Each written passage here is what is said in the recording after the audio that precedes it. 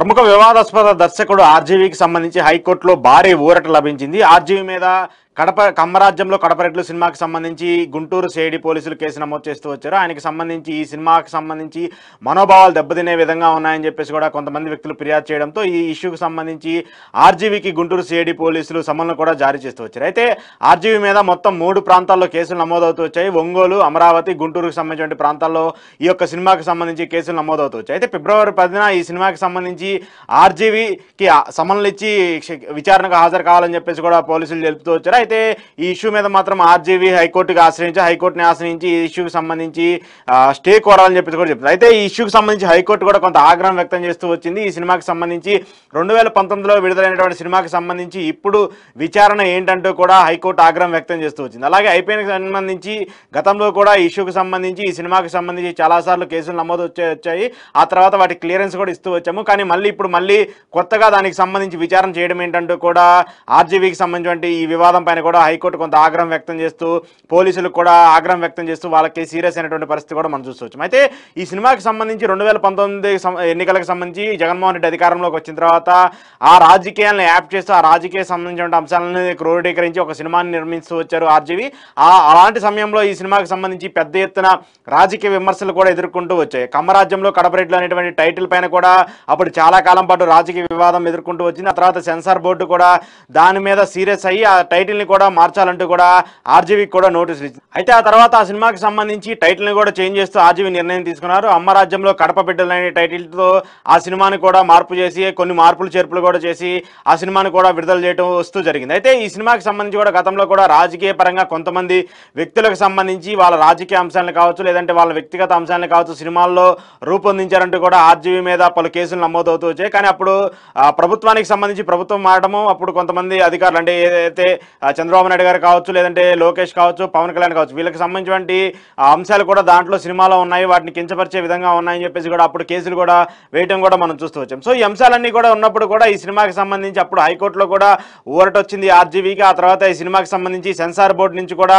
Clearance వస్తూ ఈ సినిమాకి విడుదలకు కూడా సెన్సార్ బోర్డు సర్టిఫికేట్ కూడా రిలీజ్ చేసింది. సో అలాంటి నేపథ్యంలో సెన్సార్ బోర్డు నుంచి ఎటువంటి ఇష్యూస్ లేకుండా అయిపోయినటువంటి అంశాన్ని మళ్ళీ తిరిగి తోడి దానికి సంబంధించి మళ్ళీ కంప్లైంట్ చేయడం ఏంటంటూ కూడా హైకోర్టు ఆగ్రహం వ్యక్తం చేస్తూ వచ్చింది. అయితే ఇటీవల ఆర్జీవీకి సంబంధించి చాలా కేసులు నమోదవుతూ వచ్చాయి. గతంలో కూడా కూటమి సర్కార్ అధికారంలోకి వచ్చిన తర్వాత ఆయన మీద చాలా కేసులు నమోదవుతూ వచ్చాయి. సోషల్ మీడియాలో ఆయన సెటైరికల్గా కామెంట్ చేయటము అలాగే ముఖ్యమంత్రి ఉప ముఖ్యమంత్రి లోకేష్కి సంబంధించినటువంటి ఫోటోలతో మార్ఫింగ్ చేసి సోషల్ మీడియాలో పోస్టులు పెట్టడం ఇలాంటి అంశాలపైన కూడా ఆర్జీవీకి సంబంధించి ట్వీట్లు చేస్తూ వచ్చారు, ఆయన పోస్టులు చేస్తూ వచ్చారు. వాటికి సంబంధించి కొంతమందికి సంబంధించిన మనోభావాలు దెబ్బతిన్నాయంటూ కూడా ఆయన మీద కేసులు నమోదవుతూ వచ్చాయి. దానికి సంబంధించి కూడా ఆయన విచారణకు రావాలంటూ కూడా వచ్చారు. అయితే ఒంగోలుకు సంబంధించి కేసు నమోదైనటువంటి నేపథ్యంలో ఆయనకి పోలీసులు ఎదుట విచారణకు కూడా హాజరయ్యి ఆ కేసుకు సంబంధించినటువంటి వివరాలను విచారణ కావచ్చు లేదంటే దానికి సంబంధించిన అంశాలన్నింటినీ కూడా ఆర్జీవీ పోలీసులకు చెప్తూ వచ్చారు. అయితే దాంట్లో కూడా ఆర్జీవీ కొంత వెసులుబాటు ఇస్తూ వచ్చింది. మనోభావాలకు సంబంధించి దాన్ని ఎలా మీరు ఏ విధంగా ప్యారల్గా కంపేర్ చేస్తూ వచ్చారు, ఎవరైనా సరే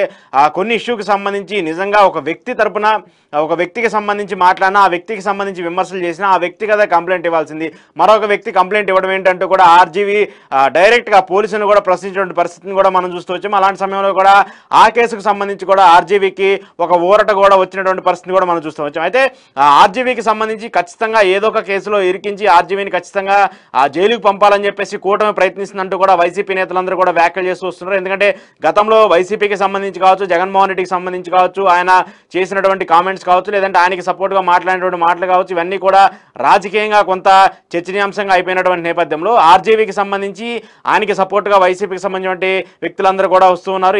ఆయన ఎక్కడ ఏ కేసుకు సంబంధించి ఏ స్టేషన్కి హాజరైనా కూడా అక్కడ వాళ్ళందరూ కూడా సపోర్ట్గా ఉంటూ వస్తున్నారు. అయితే ఇలాంటి నేపథ్యంలో ఆర్జీవీకి సంబంధించి ఇది ఒక 3వ కేసుగా మనం చూడొచ్చు.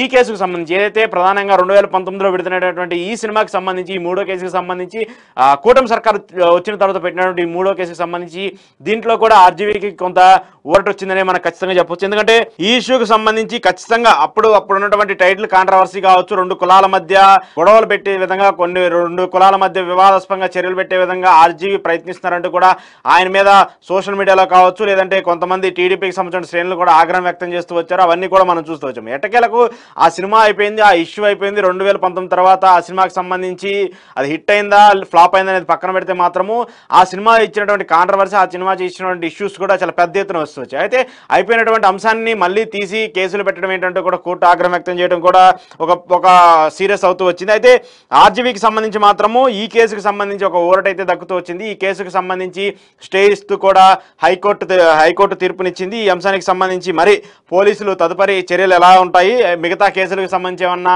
ఆయన మళ్ళీ తిరిగి విచారించే అవకాశం ఉంటుందా, లేదంటే మళ్ళీ కొత్త కేసులు పెడతారంటూ కూడా తెలుస్తూ వస్తుంది. వైసీపీకి సంబంధించిన శ్రేణులందరినీ కూడా ఇప్పుడుగా వరుసగా అరెస్టులు చేస్తూ వస్తున్నటువంటి నేపథ్యంలో వైసీపీకి సంబంధించిన నేతలు కూడా వరుసగా ఒక్కొక్కరుగా అరెస్టులు అవుతున్నటువంటి తరుణంలో ఆర్జీవీకి సంబంధించి మళ్ళీ కేసులు పెట్టి ఆయన అరెస్ట్ చేస్తారంటూ కూడా చెప్తూ వస్తున్నారు. సో ఈ అంశాలన్నీ చూస్తున్నప్పుడు కూడా ఆర్జీవీకి మళ్ళీ ఏదో ఒక కేసులో పెట్టి ఆయన మీద ఏదో ఒక కేసుని అక్రమంగా పెట్టేసి ఆయన అరెస్ట్ చేస్తారంటూ కూడా వైసీపీకి సంబంధించిన నేతలు చెప్తున్నారు. దాంతోపాటు ఆర్జీవీ కూడా వీటన్నిటికి కూడా నేను సిద్ధంగానే ఉంటానని చెప్పేసి కూడా ఆయన మాట్లాడుతున్నారు. వీటన్నిటిని కూడా న్యాయపరంగా ఎదుర్కొంటా అంటూ కూడా